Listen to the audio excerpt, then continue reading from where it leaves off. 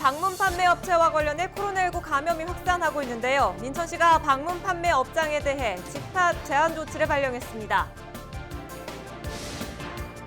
마스크와 방호복까지 입고 일하는 선별진료소 의료진들이 폭염과 사투를 벌이고 있습니다. 폭염 뒤 찾아올 장맛비도 걱정입니다. 당초 부천시청 가까이 있던 부천 외국인 재난기본소득지원센터가 확진자 방문과 주민 불안 때문에 부천 종합운동장으로 장소를 옮기기로 했습니다. 4.15 총선에 출마한 국회의원 후보가 선거운동이 끝나고 선거 사무원들의 급여를 주지 않아 논란이 일고 있습니다.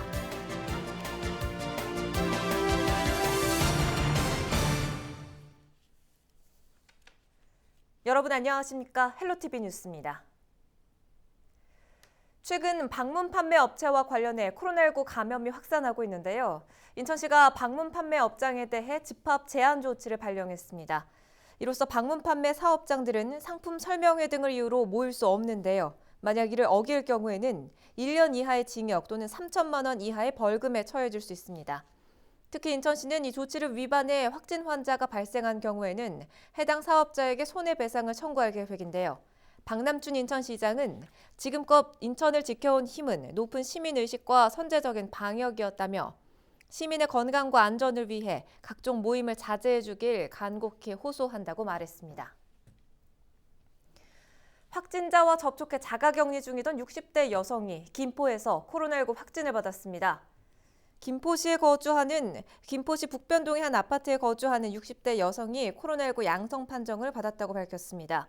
이 환자는 서울 탁구장에서 감염된 코로나19 환자 가족의 요양보호사인 것으로 확인됐습니다.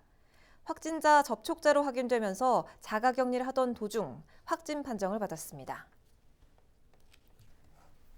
이달 초 문을 열었던 부천 외국인 재난기본소득지원센터의 운영이 중단됐습니다. 장소까지 한 차례 변경하면서 신청을 받았는데 한꺼번에 사람이 몰리다 보니 방역에 빨간불이 들어왔습니다. 취재기자와 자세한 이야기 들어보죠. 이정하 기자, 부천 외국인 재난기본소득 지급이 지금은 중단된 거죠? 네, 부천시 외국인 재난기본소득 지급이 일시 중단됐습니다. 부천시는 부천시 의회 1층에 마련된 외국인 재난기본소득 접수처에 지난 8일 낮에 코로나19 확진 판정을 받은 60대 남성이 중국 국적의 아내와 함께 재난기본소득을 접수하기 위해 방문을 했습니다. 네. 약 40분간 머문 것으로 파악됐고요. 이 때문에 부천시는 운영을 즉각 중단했습니다. 그렇군요. 당초 부천시의회가 아닌 부천시청 근처의 한 아파트 단지라고 보도한 바가 있었는데 네네. 장소가 바뀐 건가요? 네, 맞습니다. 부천시가 지난 1일부터 부천시청 인근에 이 외국인 재난기본소득 통합지원센터를 열었죠. 네. 운영을 시작했는데 지난 4일 저희 리포트를 통해서도 보도를 했잖아요. 네. 근데 현장에서 이제 소통의 어려움도 해결하기 위해서 이제 언어별 상담 통역사가 배치되기도 하면서 이 만발의 준비를 해서 신청자들의 편의를 좀 고려하면서 진행이 됐었는데요. 네. 그런데 이제 해당 건물이 부천 중동의 한 주상복합 아파트의 상가 건물이었습니다. 그래서 부천시는 이 상가 건물 중에서도 아파트 시공사가 이 부천시에 기부한 공간에 이 지원센터를 임시로 차리고서 이 외국인 재난기본소득을 신청을 받은 거죠. 근데 신청자들이 몰리면서 이 아파트 주변으로 길게 이제 줄이 늘어선 모습도 당시에 좀 볼 수가 있었는데 네. 이런 부분들에 대해서 이제 수만 명의 외국인이 하루에도 이제 많이 방문을 하면서 이 아파트 단지의 이제 방역에 대해서 불안감을 느낀 이제 아파트 거주민들이 거센 반발에 나섰습니다. 네. 해당 상가센터는 일단 운영이 중단이 됐고요. 부천시 역시 이제 인근의 주민들의 반발이 좀 거세게 계속되고 또 하루 신청자들이 생각보다 좀 많이 몰렸다고 해요. 그래서 다른 장소로 이제 물색을 했는데 삼정동 실내체육관 그리고 부천 종합운동장, 상동 복사골 문화센터 등이 이제 거론이 됐었는데 최종적으로 이제 부천시 의회 1층 공간을 좀 내어서 활용하기로 결정을 했던 겁니다. 그렇군요. 주민 반발의 이유로 그러니까 장소가 변경이 된 건데 네. 부천시의회로 바뀌고 나서 코로나19 확진자가 방문을 한 거군요. 네, 맞습니다. 신청 장소가 이제 부천시 의회로 변경이 되고 나서 지난 8일 확진자가 다녀간 겁니다. 또 한 번 이제 곤란한 상황이 좀 된 건데요. 네. 상황이 이렇게 되자 부천시는 지난 9일 오후에 시의회 전체에 대해 방역을 마쳤고요. 부천시는 현재 지급 대상자 4만 2천여 명 가운데 약 3분의 1 조금 못 되는 정도의 외국인들이 이 재난기본소득을 지급을 받아갔다고 합니다. 그래서 이번 주는 일단 신청 신청이 중단된 상황입니다. 그렇군요. 외국인의 경우는 방문 신청만 할 수 그렇죠. 있지 않습니까? 당초 7월 말까지 접수할 수 있다고 공지가 돼서 아직 신청하지 못한 외국인들도 있을 텐데 재개가 되겠지요? 네, 부천시는 앞으로 이제 전산상의 좀 접수의 간소화가 좀 필요하다고 생각을 했습니다. 그래서 좀 대기하는 인원들을 좀 최소로 줄이자 이런 네. 의도인데 오는 16일부터 이런 준비를 해서 부천 종합운동장으로 장소를 옮겨서 외국인 재난기본소득 지급을 재개할 예정입니다. 결혼 이민자, 또 영주권자, 그 외 부천시 등록 외국인이 대상이고요. 구분에 따라 지원 금액은 다소 차이가 있을 수 있습니다. 특히 결혼 이민자와 영주권자의 경우에는 부천시 지원금 5만 원과 또 경기도 지급액 10만 원을 더해서 최대 15만 원까지 지급받을 수 있습니다. 해당 정책을 담당하는 부천시 여성정책과와의 전화 인터뷰 끝으로 함께 들어보시겠습니다. 센터 이전과 함께 그동안 이제 외국인들이 방문하실 때 필요한 서류가 여러 개 있었는데 저희가 외국인들께 편의를 드리기 위해서 저희가 팩스 서비스를 제공하도록 그렇게 제도를 개선했습니다. 좀 더 편리하고 또 보다 더 좋은 환경에서 신속하게 지원 사무가 처리되도록 부천 종합운동장으로 저희가 센터를 이전하게 됐습니다. 오는 16일부터는 부천 종합운동장에서 외국인 재난기본소득을 받을 수 있다는 점 꼭 기억하셔야겠습니다. 이정아 기자였습니다. 요즘처럼 더운 날씨에는 이 마스크를 쓰는 것만으로도 참 답답합니다. 이런 날씨에 마스크는 물론 두꺼운 방호복까지 입고 일하는 선별진료소 의료진들은 그야말로 더위와 사투를 벌이고 있는데요. 폭염 뒤에 찾아올 장맛비도 걱정입니다. 이세진 기자가 취재했습니다. 오전 10시, 바깥 온도는 벌써 27도. 선별진료소 문을 연 지 1시간 만에 방호복 안은 땀으로 가득 찼습니다. 에어컨이 있는 진료소 내부는 그나마 낫습니다. 환자들을 안내하느라 안팎을 쉴 틈 없이 오가다 보면 더운 공기에 숨이 턱턱 막힙니다. 불가마에 들어가 있는 것 같은 느낌이 들 정도로 그래서 간혹 가다가 좀 이렇게 햇볕이 따갑거나 하면은 저 현기증도 나기도 하고 그리고 물도 못 마시니까 조금 목마름도 심하고 화장실도 끝날 때까지는 다 못 가고 그러긴 해요. 태양볕이 가장 뜨거운 한낮. 체감 온도는 40도에 가깝습니다. 한증막이 따로 없습니다. 바람도 소용없습니다. 후끈후끈하죠. 땀이 있는 대로 다 나고, 예. 전혀 바람이 통하지 않기 때문에, 네. 그리고 제가 이거 이제 선별 진료소 때문에 바지를 시원한 걸 샀는데도 불구하고 전혀 지금. 인천의 한 선별진료소에서는 폭염 속에 근무하던 간호사 3명이 쓰러지기도 했습니다. 그게 다른 사람의 얘기가 아니라 현재 지금 저희 최전방에서 제가 일하고 있는 이 시점이라서 저도 언젠가는 저렇게 되지 않을까라는 조금 걱정이 들기도 하고. 다행히 정부에서 선별진료소 에어컨 비용을 지원하겠다는 대안을 내놨습니다. 버거운 방호복 대신 전신수술복을 입어도 된다는 새로운 지침도 나왔습니다. 그렇다고 모든 걱정이 사라진 건 아닙니다. 진료소별로 현장 상황이 다르기 때문에 지침은 지침일 뿐인데다 운동장이나 옥상에 설치된 임시 진료소는 에어컨을 설치하는 것조차 어렵습니다. 폭염 뒤 찾아올 장마도 걱정입니다. 바람이라든지 비, 그다음에 열로 취약한 환경에 그것을 이제 보완하기 위해서 그늘막 설치, 천이나 비닐 소재가 아니라 어떤 그 바람이나 비로부터 좀 막을 수 있는 그늘막을 의료기관 나름대로. 길어진 감염병 여파에 날씨마저 복병이 된 요즘. 코로나19 최전방에서는 언제 끝날지 모르는 사투가 계속되고 있습니다. 헬로티비 뉴스 이세진입니다.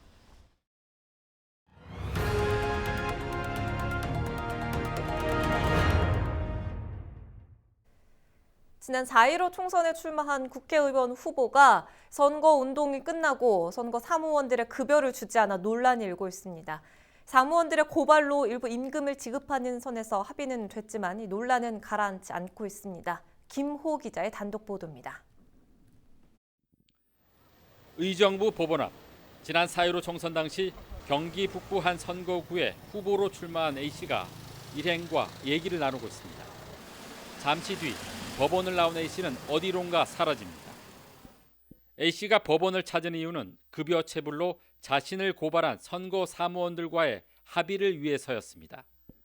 선거 운동을 하고 급여를 받지 못한 선거 사무원은 모두 21명. 적게는 68만 원에서 많게는 91만 원까지 모두 1,800만 원에 이릅니다. 새벽에 맞아가면서 정말 했는데 돈을 못 받으니까 그리고 나이가 많으신 분들 60대 분들 많으셨고요. 하루하루 어르신 분들 많으셨는데 그거를 못 받으니까 저희가 억울해서. 답답함에 선거 사무원들은 시청과 선거관리위원회를 찾아 억울함을 호소했습니다. 하지만 돌아온 대답은 후보자가 지급해야 한다는 원론적인 답변뿐이었습니다. 구제할 수 있는 방법은 해당 후보자가 그 비용을 지급해야 되겠죠. 후보가 비용을 지급을 못하면 받을 수 있는 방법은 없는 거네요. 공직선거법에서는 그렇습니다. 급여 지급을 차일피일 미루던 A씨가 태도를 바꾼 건 고발장이 접수된 이후부터입니다. 선거 사무원들이 A씨를 경찰에 고발하자 A씨는 고발을 취하하는 조건으로 합의를 요구했습니다. 기자가 입수한 합의서입니다. 가해자와 원만히 합의해 처벌을 원치 않는다는 내용이 담겨져 있습니다. 저도 명예도 있고 고생한 사람들 생각해서라도 제가 어떻게든 이제 합의를 해주겠다 그래가지고 거기서 제의한 게 50만 원이었어요. 그렇게 해가지고 합의를 다 해서 고소 취하서까지 다 썼어요. 써가지고 접수까지 다 했어요. 받아야 할 급여의 일부를 받는 선에서 합의가 이루어졌지만 선거 사무원들은 여전히 억울한 마음입니다. 그 50만 원 정도를 받는 조건으로 그거라도 받는 조건으로 이제 합의를 하게 되었어요. 왜냐면 형사 고발을 풀어달라고 해서. 네. 그래서 합의를 하긴 했는데 저희가 그 적은 금액이지만 저희한테는 큰 금액이라서 너무 억울해서. 국회의원을 뽑는 나라의 중요한 행사에 선거 사무원으로 참여한 일반 시민들이 일한 대가를 제대로 받지 못한 채 가슴에 상처만 남게 됐습니다. 헬로티비 뉴스 김호입니다. 배달앱의 수수료 논란이 불거진 이후 지자체마다 공공앱 개발에 나서고 있는데요. 인천 서구에서는 지난달부터 지역화폐와 연계한 공공배달앱 배달서구가 본격적인 운영을 시작했습니다.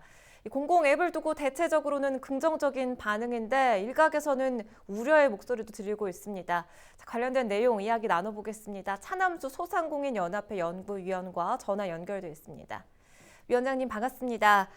지자체들이 지금 공공앱 개발에 나서고 있는데 지난달부터 인천 서구에서는 배달 서구가 본격적으로 운영을 시작했죠. 기존의 배달 앱과 비교해 봤을 때 한 달간의 성과를 어떻게 좀 평가해 볼 수가 있을까요? 네, 아직은 초창기라고 생각을 합니다. 하지만 상당한 성과를 내고 있는 것으로 알고 있고요. 네.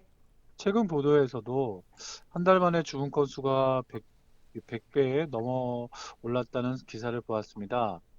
사고청에 따르면 월 매출 500만 원 시 40만 원의 수수료 절감 효과가 있다고 하는데요. 이 부분은 기존 배달앱과 비교를 하여도 소상공인들에게 큰 성과라고 생각됩니다. 그리고 서로 이음 앱과 연동해서 사용하고 있다는 점도 좀 큰 점수를 줄 수 있을 것 같은데요. 이렇게 공공 배달 앱과 지역 화폐 연동하는 게 소상공인들 입장에서는 수수료 부담을 낮춰줘서 수익을 좀 높일 수 있는 적절한 전략이라고 볼 수가 있겠죠. 네, 현재 인천에서 지역 화폐가 활성화되고 있고 재난지원금 지급 형태를 지역 화폐로 받으신 분이 많은데요. 앞으로 지자체의 바우처가 같은 지원금이 지역 화폐를 통해 내려질 것이라고 예상됩니다. 이런 부분이 지속됨으로써 공공배달앱과 연동되면서 성공 가능성은 더욱 높아질 거라고 생각합니다. 말씀하신 것처럼 소상공인들 보호를 위한 측면도 있는데요. 또 일각에서는 이게 정부의 과도한 지자체 개입 아니냐라는 이야기도 나오거든요. 어떻게 보십니까? 우리 헌법에서도 그 사회적 경제적 약자에 대한 보호가 있습니다.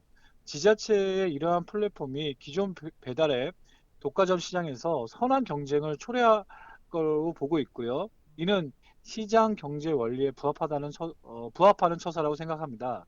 실제 투입 예산에 비해 그 효능이 상당히 큰 만큼 이와 같은 사례가 지속적으로 전국에 확산되기를 소상공인들은 바라고 있습니다. 말씀하신 것처럼 독과점 문제가 있었는데요. 민간 배달 앱에 맞선 이 공공 배달 앱에서는 가장 중점이 돼야 할 부분이 뭐라고 보십니까? 하나의 질서를 만드는 것이라고 생각이 합니다. 지자체의 관내 배달 음식점이 지자체에 홍보하는 것이고요. 또 지역의 특산물은 또 지자체를 홍보하는 것이라는 질서, 하나의 생태계를 구성하는 거고요. 이런 것들은 산업의 순기능으로 역할을 할 겁니다. 지역의 소비자, 생산자, 그리고 지자체가 지역이라는 또 먹는 것이라는 공통분모에 대해 믿음이 축적이 간다면 앞으로 소상공인들뿐만 아니라 소비자들에게도 많은 이익을 줄 거라고 생각이 됩니다. 네, 잘 알겠습니다. 오늘 말씀 고맙습니다. 차남수 소상공인연합회 연구위원과 이야기 나눠봤습니다.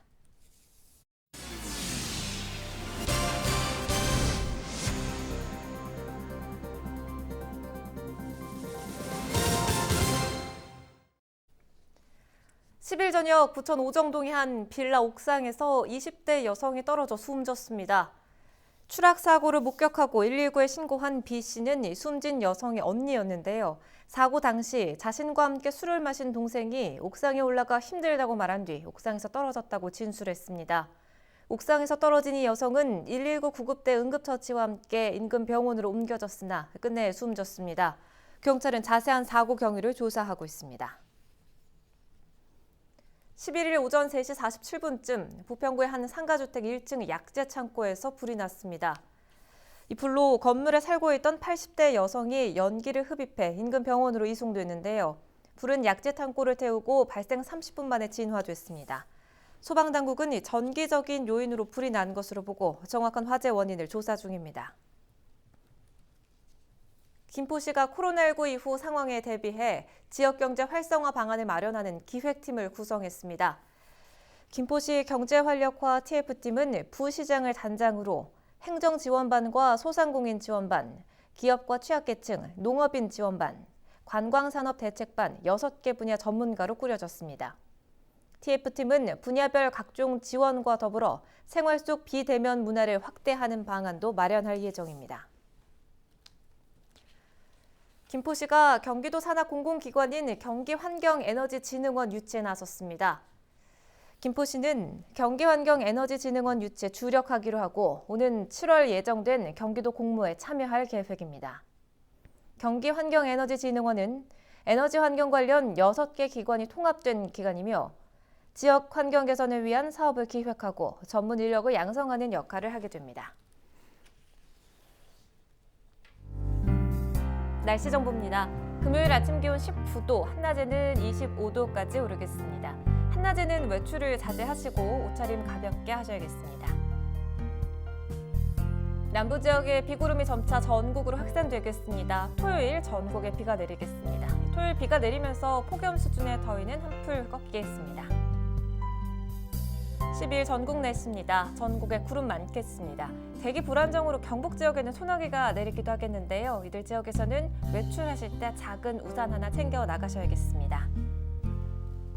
바다 날씨입니다. 해상에도 구름이 많겠고 파고는 최고 1m로 비교적 잔잔하게 일겠습니다. 생활지수입니다. 빨래나 세차하기에 좋겠고요. 자외선이 강해서 야외 활동은 자제하시는 게 좋겠습니다. 불쾌감이 느껴질 수 있습니다. 실내에서는 냉방기기 강하게 사용하셔야겠습니다. 날씨 정보였습니다.